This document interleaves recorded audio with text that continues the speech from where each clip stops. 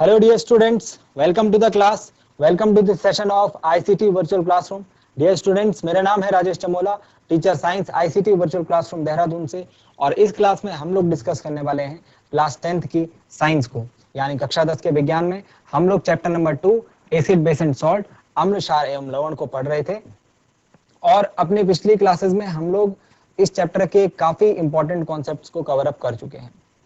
एक और चीज ये स्टूडेंट्स, अगली आने वाली क्लास में आपके साथ सिलेबस का डिस्कशन किया जाएगा, यानी जो आपके बोर्ड एग्जाम में जो सिलेबस आपका रहने वाला है, इस साल आपको क्या क्या पढ़ना है वो डिस्कस किया जाएगा। तो अगली क्लास में आप लोग अधिक से अधिक संख्या में प्रेजेंट रहें, और वहां पर यह भी बताया जाएगा कि अगली क्लास में आपके जो बोर्ड एग्जाम में कहाँ कहाँ कौन कौन से चैप्टर से किस किस टॉपिक से ज्यादा इंपॉर्टेंट क्वेश्चंस बनते हैं। सो डियर स्टूडेंट्स, आज की क्लास में हम लोग बात करेंगे अपने नेक्स्ट टॉपिक के ऊपर। नेक्स्ट टॉपिक में हम लोग जिसको पढ़ने वाले हैं, अपनी पिछली क्लास में हमने जो रिसेंटली टॉपिक पढ़ा था वो हम अम्ल और क्षार की अभिक्रिया पढ़ रहे हैं, उनके रासायनिक गुणधर्म पढ़ रहे हैं। आज हमें एक नई प्रकार की अभिक्रिया पढ़नी है। लास्ट हमने जो अभिक्रिया पढ़ी थी वो थी उदासीनीकरण अभिक्रिया, यानी न्यूट्रलाइजेशन रिएक्शन। न्यूट्रलाइजेशन रिएक्शन का सीधा सीधा मतलब है उदासीन कर देना। तो जब अम्ल और क्षार परस्पर अभिक्रिया करते हैं तो वो एक दूसरे के प्रभाव को न्यूट्रलाइज कर देते हैं, उदासीन कर देते हैं। आप ये कह सकते हैं कि अम्ल जो है जल में घोलने पर धन आयन देते हैं, जबकि क्षार जो है जल में घोलने पर ऋण आयन देते हैं। तो जब ये आपस में अभिक्रिया करते हैं तो ये न्यूट्रलाइज कर देते हैं, यानी ये उदासीन हो जाते हैं, धन भी नहीं ऋण भी नहीं। ठीक है, तो इसको उदासीनीकरण अभिक्रिया कहते हैं। तो इस अभिक्रिया में एक न्यूट्रलाइज सब्सटेंस भी बनता है, उदासीन पदार्थ भी बनता है, जिसे हम लवण कहते हैं। ठीक है, तो लवण का निर्माण होता है, इसके अलावा जल का भी निर्माण होता है। ये अभिक्रिया आपकी इंपॉर्टेंट अभिक्रिया है और आगे देखेंगे आप दैनिक जीवन में इसके काफी सारे उपयोग हैं। सो डियर स्टूडेंट्स, आज की क्लास को हम करते हैं स्टार्ट। अगले टॉपिक को सीखने समझने के लिए हम चलते हैं स्मार्ट बोर्ड की स्क्रीन पर। उम्मीद करता हूं आप अपना ध्यान स्क्रीन पर बनाकर रखेंगे। क्लास 10 साइंस, इसमें हम लोग डिस्कस कर रहे हैं चैप्टर नंबर 2 को, एसिड्स बेसिस एंड सॉल्ट्स।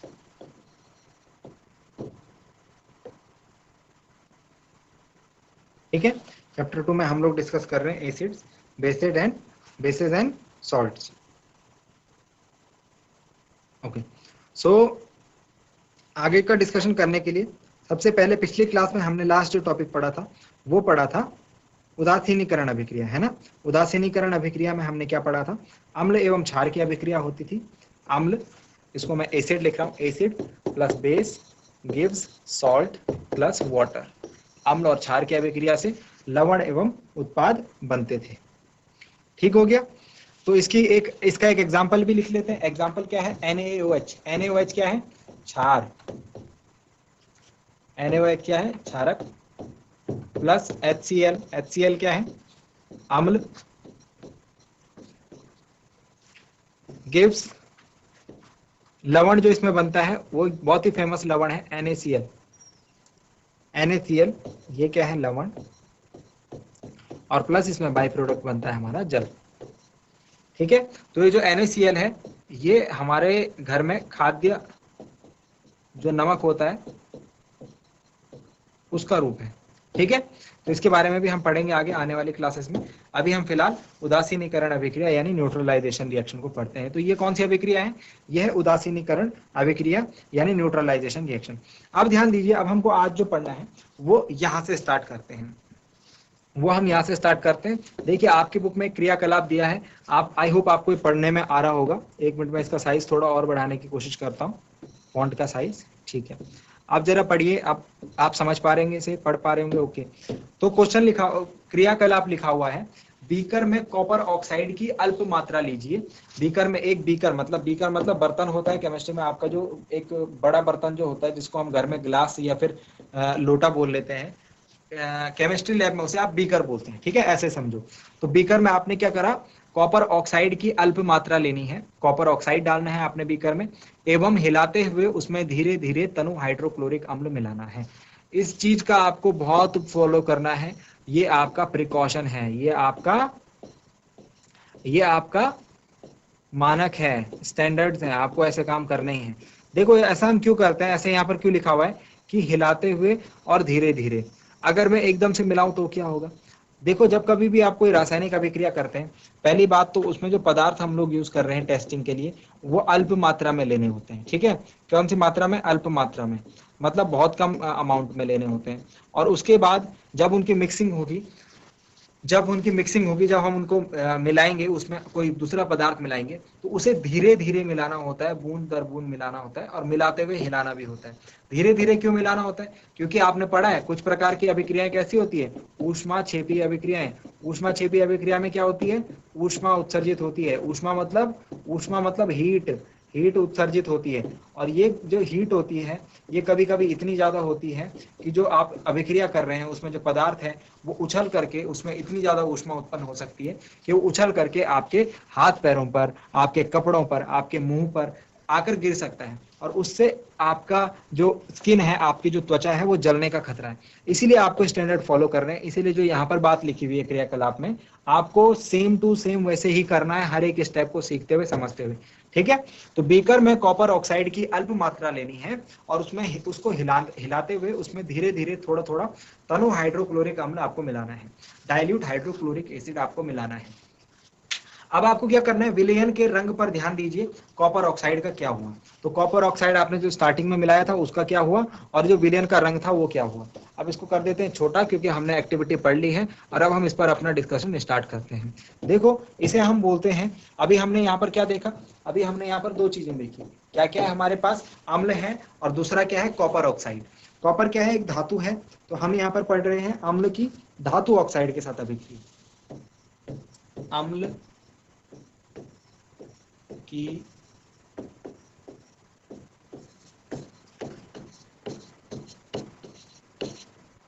धातु ऑक्साइड के साथ अभिक्रिया, reaction of acids with metallic oxide या मेटल ऑक्साइड। ठीक है, तो इसमें हमने कौन कौन सा अम्ल लिया पहले, इसमें इसको ध्यान दीजिए। जो अभिक्रिया यहाँ हो रही है एक्टिविटी में, उसमें हमने दो अम्ल लिए हैं। दो अम्ल लिए, कौन सा? हाइड्रोक्लोरिक अम्ल। मैं यहाँ पर लिख रहा हूँ, एक्टिविटी मत देखिए, वो मैंने छोटी कर दी है, वो आपको जस्ट पढ़ाने के लिए मैं लाया था।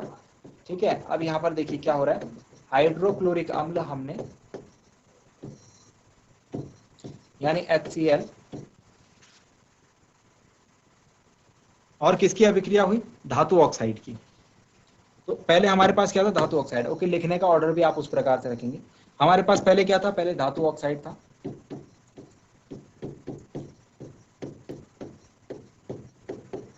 और फिर हमने उसमें क्या मिलाया? फिर हमने उसमें अम्ल मिलाया। कौन सा अम्ल? हाइड्रोक्लोरिक अम्ल मिलाया। तो क्या हुआ, देखो बच्चों, हमारे पास था यहाँ पर कॉपर ऑक्साइड। जो अभिक्रिया है, इस एक्टिविटी की जो अभिक्रिया है वो मैं लिख रहा हूँ यहाँ पर। हमारे पास था कॉपर का ऑक्साइड, कॉपर ऑक्साइड। ठीक है, कॉपर ऑक्साइड को अल्प मात्रा में हमने लिया, और उसमें धीरे धीरे हाइड्रोक्लोरिक अम्ल मिलाया। तो क्या हुआ, हमने इसमें देखा, जब हमने कॉपर ऑक्साइड में हाइड्रोक्लोरिक अम्ल मिलाया तो एक नया उत्पाद बना। ठीक है, एक नया उत्पाद बना और जल बना, CuCl2 प्लस H2। ये जो नया उत्पाद है ये एक लवण है और ये जल है। ये क्या था? अम्ल था। अब याद करो, अभी थोड़ा देर पहले मैंने आपको क्या चीज बताई थी, अम्ल, लवण और जल। यहां भी क्या दिख रहा है हमको? अम्ल, लवण और जल। तो इसके पहले वाला पदार्थ ये क्या रहा होगा? फॉर्मेट देखो ना, फॉर्मेट सेम है, मतलब ये वाला पदार्थ क्या रहा होगा? क्षारक। तो इसको हम जो है, ये कॉपर ऑक्साइड को हम क्षारकीय ऑक्साइड भी बोलते हैं। क्या बोलते हैं? क्षारकीय ऑक्साइड भी बोलते हैं। क्यों बोलते होंगे क्षारकीय ऑक्साइड? क्षारकीय ऑक्साइड इसलिए बोलते हैं कि जब इनकी अम्ल के साथ अभिक्रिया कराई जाती है बच्चों, तो उत्पाद क्या बनते हैं? लवण और जल। और ये उत्पाद उदासीनीकरण अभिक्रिया में पड़ते हैं। अगर हम क्षारकीय अभिक्रिया अम्ल के साथ कराते तो भी यही बनना था, और अगर हमने कॉपर ऑक्साइड की कराई तो भी यही बना। मतलब जो है ये कॉपर ऑक्साइड क्षारक की तरह बिहेवियर कर रहा है, यानी बेस की तरह बिहेवियर कर रहा है। तो इसीलिए हम इसको ऑक्साइड तो बोलते हैं, धातु ऑक्साइड तो बोलते हैं, लेकिन साथ में इसको हम क्षारकीय ऑक्साइड भी बोल लेते हैं। ठीक है, आई बात समझ में? तो ये कॉपर ऑक्साइड क्या हो गया? क्षारकीय ऑक्साइड हो गया, और इसकी अम्ल के साथ अभिक्रिया हुई, लवण और जल बना। इतनी बात समझ में आई? तो हम कॉपर ऑक्साइड को हम क्षारकीय ऑक्साइड भी बोल लेते हैं, ये बात ध्यान रखेंगे। ये क्या है? कॉपर ऑक्साइड है।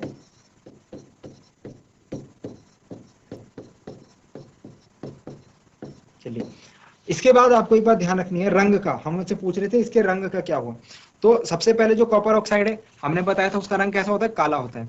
जब हम इसको मिलाएंगे तो आप इसमें कहेंगे कि इसका जो रंग है, जब हमने इसमें धीरे धीरे HCl मिलाएंगे, जब हम इसमें धीरे धीरे हाइड्रोक्लोरिक अम्ल को मिलाएंगे तो रंग का क्या होगा। तो रंग आप देखेंगे विलयन का रंग नीला हरा हो जाएगा। विलयन का रंग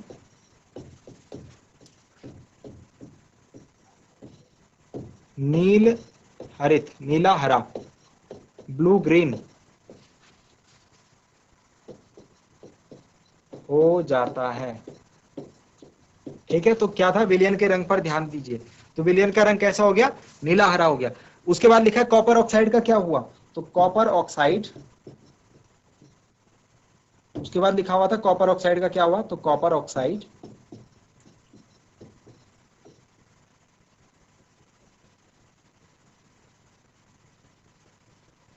घुल जाता है।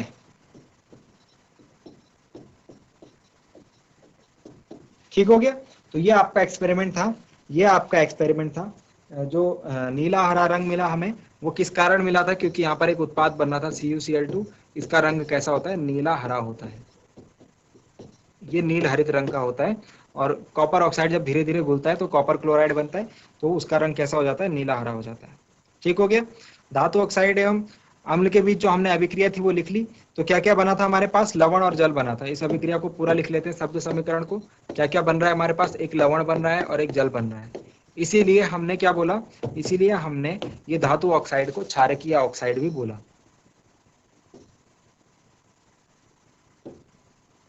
ठीक हो गया। ये बात ध्यान रहेगी, इंपॉर्टेंट है, आप इसको याद रखना।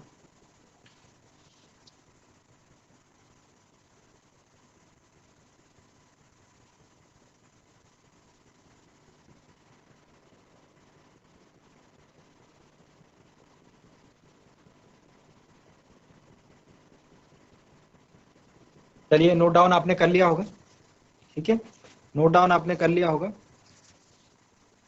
यहाँ पर ये पॉइंट भी लिख लेना कि हम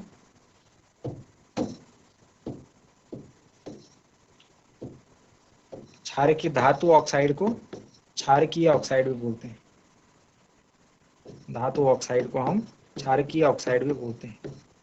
क्यों, क्योंकि वो अम्ल के साथ मिलकर के लवण और जल बनाते हैं, जैसे कि क्षार बनाते हैं। ठीक है, ये बात ध्यान रहेगी। ओके, अब नेक्स्ट जो है, नेक्स्ट पॉइंट के ऊपर चलते हैं। ये अभिक्रिया तो किसके साथ हुई, अम्ल के साथ, अम्ल की धातु ऑक्साइड के साथ। अगर क्षारक की बात करेंगे तो नेक्स्ट पॉइंट में हम क्षारक की अभिक्रिया पढ़ते हैं।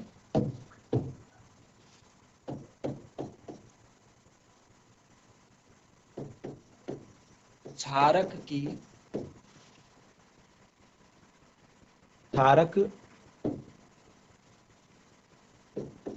के साथ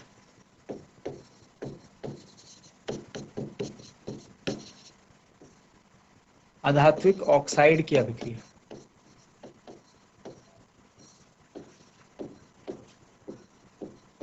तो धातु ऑक्साइड किसके साथ अभिक्रिया करेंगे, अम्ल के साथ। अधातु ऑक्साइड किसके साथ अभिक्रिया करेंगे, क्षारक के साथ। और ये अभिक्रिया आपने पढ़ी हुई है, ये अभिक्रिया आपने याद करी हुई है। देखो मैंने कहा था अगर आप अभिक्रिया याद रखेंगे तो आपको आगे वो अभिक्रिया काम आएगी।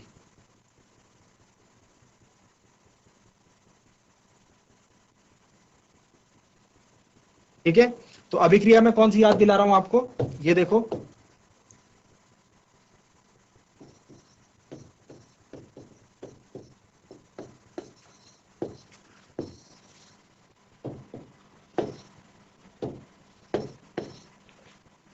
गिव्स, याद आ रहा है आपको। ये अभिक्रिया हमने पढ़ी थी चैप्टर 1 में। और ये है जब हमने देखा था कैल्शियम हाइड्रोक्साइड बन रहा था, है ना। बिना बुझे हुए चूने को जब हम पानी में ला रहे थे तो बुझा हुआ चूना बन रहा था, वो जो कि था कैल्शियम हाइड्रोक्साइड। और जब ये आसपास जब हम इसको दीवार पर सफेदी करने के लिए यूज कर रहे थे तो इसने आसपास उपस्थित कार्बन डाइऑक्साइड गैस के साथ अभिक्रिया करके कैल्शियम कार्बोनेट बना लिया था और जल इसमें निकल रहा था। अब देखो ये जो यहाँ पर मैं पदार्थ लिख रहा हूँ, ठीक है, ध्यान से देखना, दोबारा से देखो ध्यान से, अभी समझ जाओगे। ये कार्बन डाइऑक्साइड को हम अधातु ऑक्साइड कहते हैं। कार्बन क्या है? अधातु है, तो कार्बन का ऑक्साइड क्या हो गया? अधातु ऑक्साइड, ठीक है, नॉन मेटल ऑक्साइड। यहां पर जो पदार्थ बना ये लवण है, क्या है? एक सॉल्ट है, लवण है, ठीक है। और ये क्या बना? जल बना। आप जरा ध्यान दीजिए, यहां पर हमारे साथ क्या था? ये सबसे स्टार्ट में ये क्या है? एक क्षारक है, यानी कि एक बेस है। तो आपने देखा बेस ने अभिक्रिया करी और लवण और जल हमें मिला। बेस ने अभिक्रिया करी, हमें लवण और जल मिला, ठीक है। चूने के पानी ने अभिक्रिया करी कार्बन डाइऑक्साइड के साथ, तो हमको क्या मिला? लवण और जल मिला। और आप देखेंगे कि क्षारक की अभिक्रिया किससे करनी पड़ती है लवण और जल को पाने के लिए? क्षारक की अभिक्रिया अम्ल के साथ करनी पड़ती है, तो लवण और जल बनता है। मतलब कि ये अम्ल की जगह पर हमने वहां क्या लिखा है? अधातु ऑक्साइड। मतलब कि जो अधातु ऑक्साइड है इसको हम अम्लीय ऑक्साइड भी कह सकते हैं।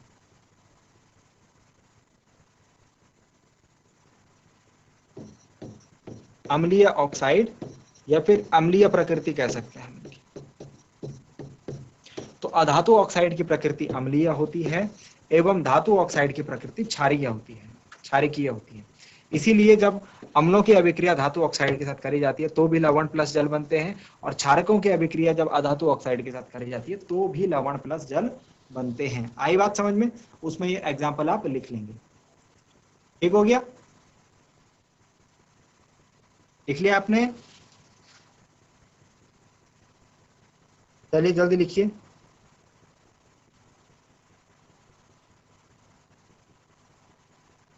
जल्दी से नोट डाउन कर लीजिए डियर स्टूडेंट्स। इंपॉर्टेंट रिएक्शन है और इसमें जो बात बोली आपको वो भी आप अपने लैंग्वेज में लिख लीजिए, उसे भी आप अपनी लैंग्वेज में लिख लीजिए।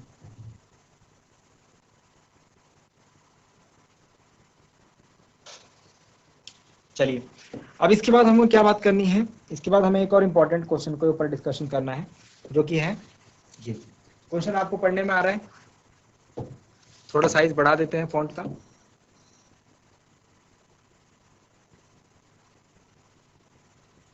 क्वेश्चन में लिखा हुआ है, पीतल एवं तांबे के पदार्थ में, पीतल एवं तांबे के बर्तनों में हमें दही एवं खट्टे पदार्थ क्यों नहीं रखने चाहिए? पीतल एवं तांबे के बर्तनों में दही एवं खट्टे पदार्थ क्यों नहीं रखने चाहिए? तो अगर आपको पता होगा, अगर आपने सुना होगा ये क्वेश्चन, कि क्या होता है, हमारे जो बड़े बुजुर्ग होते हैं, हमारे जो फैमिली मेंबर्स होते हैं, वो कभी भी दही को पीतल एवं तांबे के बर्तनों में नहीं रखते। And it is important question to, exam में काफी बार पूछा गया है। क्यों नहीं रखने चाहिए? देखो बच्चों, पीतल एवं तांबे के बर्तन, पीतल एवं तांबे के बर्तन जो है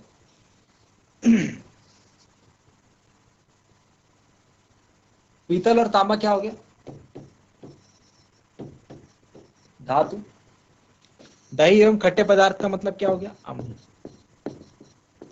अभी जो पीतल एवं तांबे के बर्तन जो हैं, इनके ये ऑक्सीजन के संपर्क में रहते हैं, है ना, वायु के संपर्क में रहते हैं, तो वायु के साथ मिलकर के धातु क्या बना लेती है? धातु ऑक्साइड बना लेती है। और धातु ऑक्साइड, और जब उसके अंदर हम कोई खट्टा पदार्थ रखेंगे, अम्ल, तो ये मिलकर के अभी अभी हमने अभिक्रिया पढ़ी थी, ये बनाते हैं लवण और जल। लेकिन जो ये लवण बनते हैं बच्चों, ये विषैले लवण होते हैं। यहाँ पर जो लवण बनते हैं ये विषैले लवण होते हैं और हमारे लिए हानिकारक होते हैं। क्या होते हैं? डेंजरस होते हैं। अगर हमने इसे खा लिया तो हमारा स्वास्थ्य जो है खराब हो सकता है। इसीलिए हम क्या करते हैं, पीतल एवं तांबे के बर्तनों में दही और खट्टे पदार्थ नहीं रखते हैं, क्योंकि उनमें विषैले लवणों का निर्माण होने लग जाता है, जिनको कि हम अगर खाएं तो ये हमारे लिए हानिकारक हो सकते हैं। इससे हमारा स्वास्थ्य गड़बड़ हो सकता है। बात समझ गए? तो आपने देखा होगा, जब आपके घर में दही वगैरह रखी जाती है तो उसे हम लोग या तो मिट्टी के बर्तनों में या फिर हम लोग लकड़ी के बर्तनों में, इस प्रकार के, फिर हांडियों में, है ना, इस प्रकार से रखते हैं। ठीक है? तो जैसे कि आपने मतलब टीवी में भी देखा होगा, टीवी में भी आप लोग, सपोज आपने कृष्ण का अगर सीरियल, भगवान कृष्ण का अगर सीरियल देखा होगा, तो उसमें आपने देखा होगा कि जब वो दही लेने जाते हैं तो मटकी फोड़ते हैं, है ना, ध्यान है आपको? तो इसीलिए मटकी में दही रखा जाता था, यही कारण है उसमें दही रखने का। ठीक हो गया? चलिए नेक्स्ट पार्ट पर चलते हैं। नेक्स्ट पार्ट ये डायग्राम से रिलेटेड है, और ये डायग्राम किस चीज को शो कर रहा है, मैं यहाँ पर पहले पॉइंट लिखता हूँ ऊपर, आप भी लिखिए मेरे साथ, इसे मैं एक्सप्लेन करने वाला हूँ अभी, पहले आप लिखिए।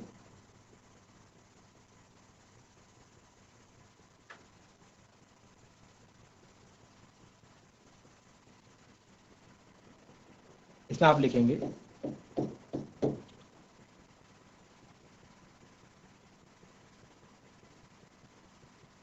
अम्ल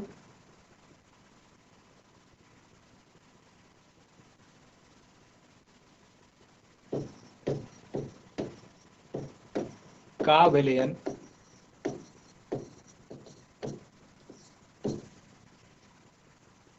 अम्ल का विलयन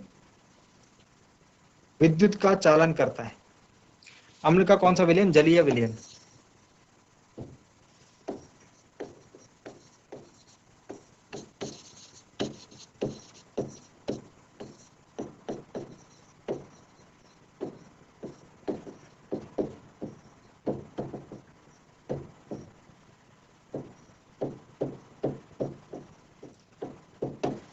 क्या मतलब हुआ इस बात का, देखिए इसको एक्सपेरिमेंट के थ्रू समझते हैं। इसको थोड़ा बड़ा कर लेते हैं, इंक्रीज कर लेते हैं साइज का, ठीक है। अब इसको समझते हैं। देखो, एक हमने बीकर लिया है, बीकर मतलब जो बर्तन हमें दिख रहा है, ठीक है। एक हमने क्या लिया? बीकर लिया है। ये जो बर्तन आपको दिखाई दे रहा होगा, ये वाला, ये पूरा क्या है? बीकर है, जिसके अंदर ये पूरा हमने अरेंजमेंट लगा रखा है। एक बीकर लेना है और उसके अंदर हमने क्या करना है, एक कॉर्क पर 2 कीले लगाकर कॉर्क को 100 मिलीलीटर के बीकर में रख दिया। तो ये नीचे जो आपको दिख रहा है, ये वुड कलर में, ब्राउन कलर में, ये क्या है? कॉर्क है, रबर का कॉर्क, ठीक है, लकड़ी के जैसा होता है। उसके बाद हमने क्या करना है, उसमें 2 कीलें लगानी है। देखो, एक कील ये रही और एक कील ये रही, ठीक है। 2 कीलें लगा करके उन्हें 100 मिलीलीटर के बीकर में रख दिया। अब कीलों को 6 वोल्ट की बैटरी से एक बल्ब तथा स्विच के माध्यम से जोड़ दीजिए। तो एक कील से यहां से तार लेते हुए गए और दूसरी कील से यहां से तार लेते हुए गए, और इसमें एक स्विच लगा दिया, बल्ब लगा दिया और एक 6 वोल्ट की बैटरी लगा दी। ठीक हो गया? इतने काम हमने कर लिए। समझ में आ गया? जो जो बातें यहाँ लिखी हुई हैं डायग्राम को बनाने से पहले, वो मैं आपके सामने पढ़ रहा हूं।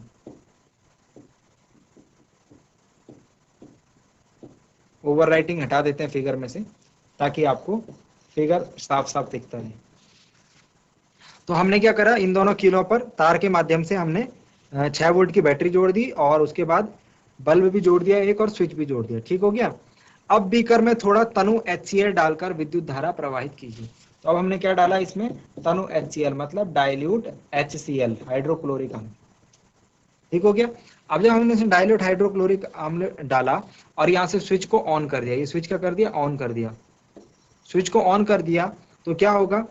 यहाँ से विद्युत धारा प्रवाहित होगी बैटरी से, है ना?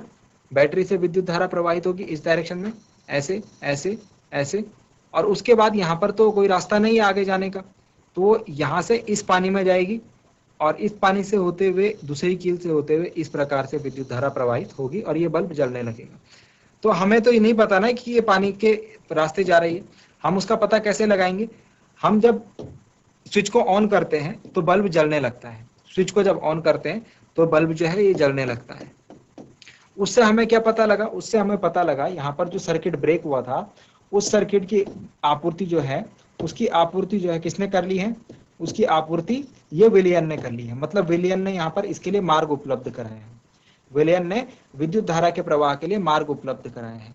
यानी कि जो जलीय विलयन है, अम्ल का जलीय विलयन, ये विद्युत का चालन कर रहा है। ये क्या कर रहा है? विद्युत का चालन कर रहा है। अब क्वेश्चन आया ऐसा क्यों हो रहा है? अब क्वेश्चन आएगा ऐसा क्यों हो रहा है? नेक्स्ट क्वेश्चन आएगा कि ऐसा क्यों हो रहा है। ठीक है, तो पहले तो इतनी बात समझ में आ गई। ठीक, अब नेक्स्ट बात जो है कि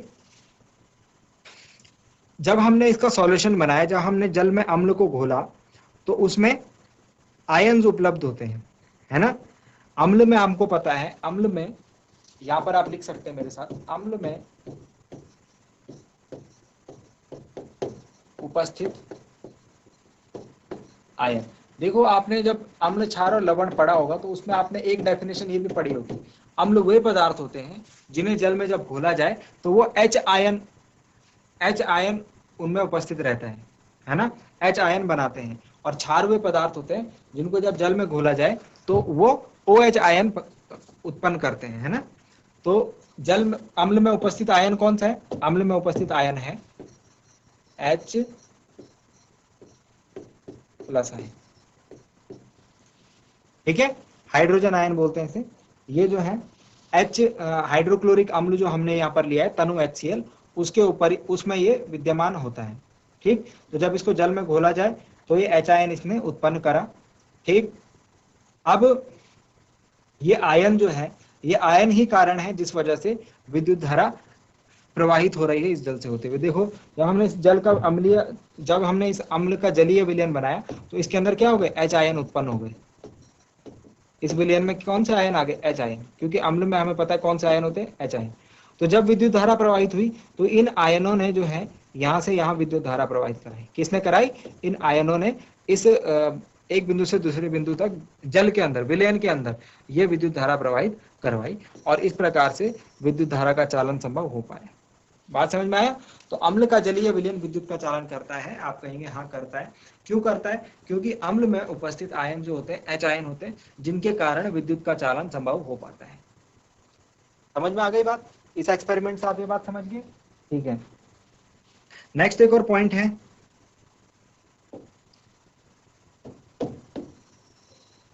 नेक्स्ट एक पॉइंट और है, इसको भी समझ लेते हैं।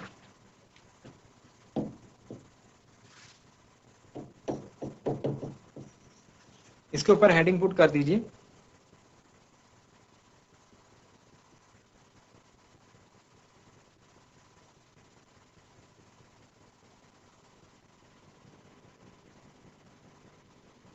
जलीय विलयन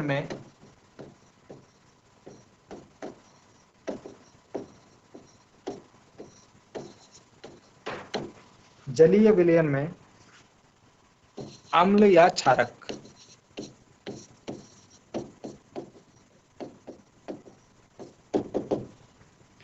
एसिड और बेस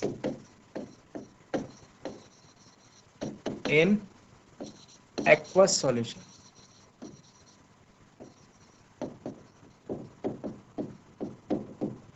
एसिड और बेस इन एक्वस सॉल्यूशन, जलीय विलयन में अम्ल या क्षारक।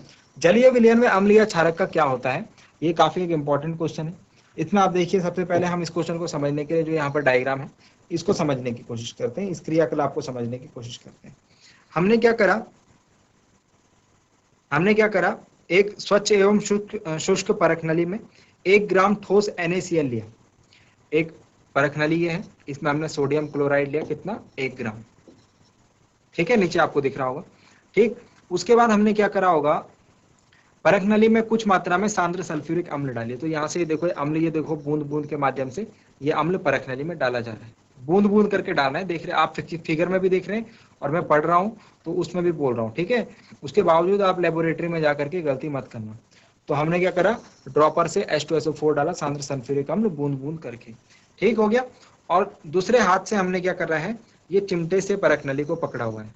डायरेक्ट हाथ से नहीं पकड़ना है, चिमटा होगा वहां पर आपके पास, उससे पकड़ना है, ठीक हो गया।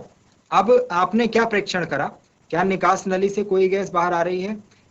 आपने क्या करा, इसमें देखा, इसमें जब आपने ये H2SO4 यानी सल्फ्यूरिक अम्ल की कुछ बूंदें डाली तो आपने क्या देखा, अच्छा सांद्र सल्फ्यूरिक अम्ल आपको डालना है कंसंट्रेटेड, तो बिल्कुल आप केयरफुल के साथ इसको करना, सावधानी के साथ ये प्रयोग होना चाहिए। क्यों? क्योंकि जो अम्ल यहाँ पर हम ले रहे हैं वो सांद्र ले रहे हैं। अम्ल देखो 2 प्रकार का होता है, एक सांद्र होता है और एक तनु होता है। तनु अम्ल में हम क्या करते हैं, पानी मिलाते हैं और उसकी जो शक्ति है, उसका जो प्रबलता है उसको थोड़ा कम कर देते हैं। सांद्र में पानी बिना पानी मिलाए, ये प्योर होता है, शुद्ध होता है, यानी इसकी जो प्रबलता अधिक, अगर ये थोड़ा सा भी एक बूंद गिर गया तो ये बहुत ज्यादा नुकसान पहुंचाएगा, ठीक है। तो इसको आप क्या करना, बिल्कुल सावधानी से करना।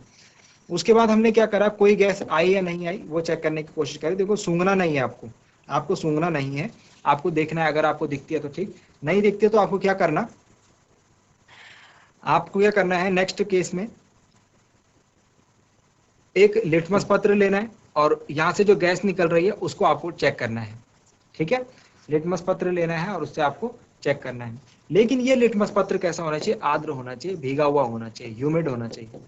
ये लिटमस पत्र कैसा होना चाहिए? थोड़ा गीला होना चाहिए। अगर सूखा रहेगा तो आप इसका पता नहीं लगा पाओगे। ठीक है, अगर ये लिटमस पत्र सूखा रहेगा तो इसका रंग परिवर्तन नहीं हो पाएगा, आप पता नहीं लगा पाओगे कोई गैस निकली है या नहीं निकली है। ठीक हो गया। किस स्थिति में लिटमस का पत्र रंग परिवर्तित होता है? ठीक हो गया। उपरोक्त क्रियाकलाप के आधार पर आप निम्न अम्लीय गुण के बारे में क्या निष्कर्ष निकाल सकते हैं? शुष्क HCl गैस या HCl विलीन। आपको क्या करना है कि HCl में आपने इसमें H2SO4 डाला और उसके बाद ये चेक करा आपने कि इसमें जो गैस है वो, हमने जब लिटमस पेपर से उसे चेक करा तो हमें सूखा लिटमस पेपर चाहिए था या फिर गीला लिटमस पेपर।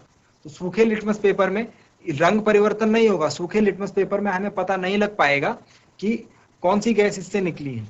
तो हमें क्या करना पड़ेगा? आर्द्र लिटमस पत्र यूज करना पड़ेगा। इसका कारण है, इसका कारण ये है, जो मैं सूखे लिटमस और गीले लिटमस को यूज करने का जो कारण बता रहा हूं, नंबर 1 कारण, जो सूखा लिटमस है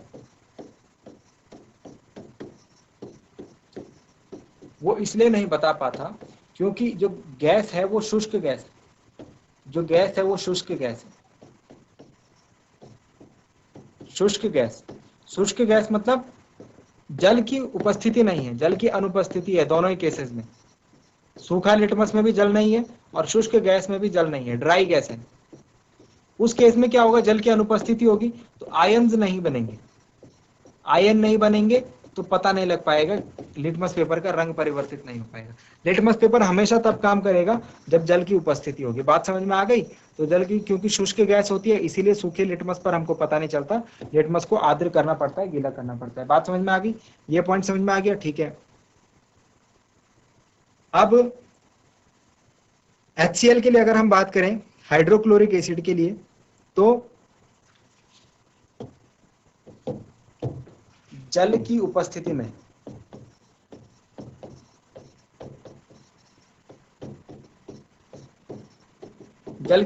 में हाइड्रोक्लोरिक अम्ल के साथ क्या होता है? देखो, ये रहा हाइड्रोक्लोरिक अम्ल और ये रहा जल। जल की उपस्थिति में क्या हुआ?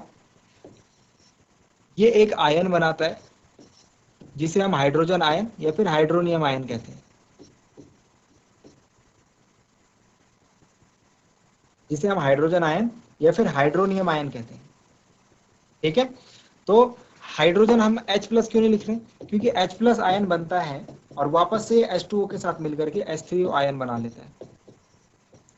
ठीक है, तो इस रूप में ये रहता है, तो स्वतंत्र रूप में हाइड्रोजन आयन नहीं रह सकता। ठीक, तो जल के अणुओं के साथ मिलकर ये हाइड्रोनियम आयन बनाता है।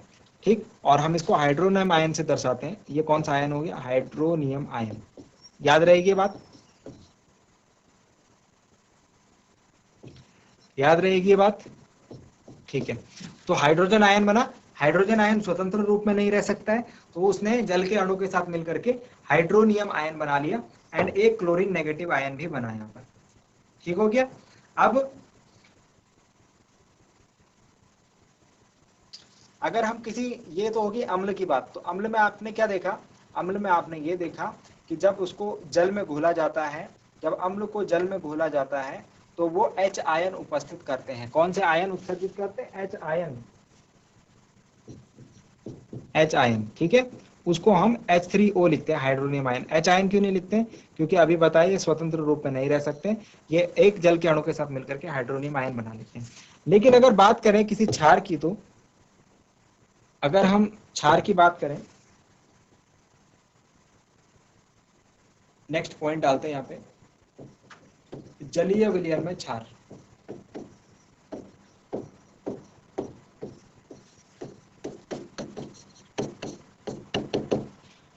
जलीय विलयन में क्षार क्या करेगा? जैसे सपोज हम 2-3 एग्जांपल ले लेते हैं यहाँ पर। जैसे सपोज एक क्षारक है NaOH, सोडियम हाइड्रोक्साइड। इसको आप जल में घोलेंगे, तो ये 2 आयनों में टूट जाता है, Na+ और OH- में। ठीक है, जल में घोल रहे हैं हम इसे, ठीक है, सिर्फ ये देख रहे हैं क्या क्या आयन बन रहे हैं, अभिक्रिया नहीं देख रहे हैं। उसके बाद KOH, पोटेशियम हाइड्रोक्साइड, इसको भी हमने जल में घोला तो हमें मिला K plus and OH minus जल के अंदर विलयन में। मैग्नीशियम हाइड्रोक्साइड या कैल्शियम हाइड्रोक्साइड भी हमने लिखा था पीछे, उसको हम क्या करेंगे, जलीय विलयन में जब घोलते हैं तो Mg2 प्लस 2OH माइनस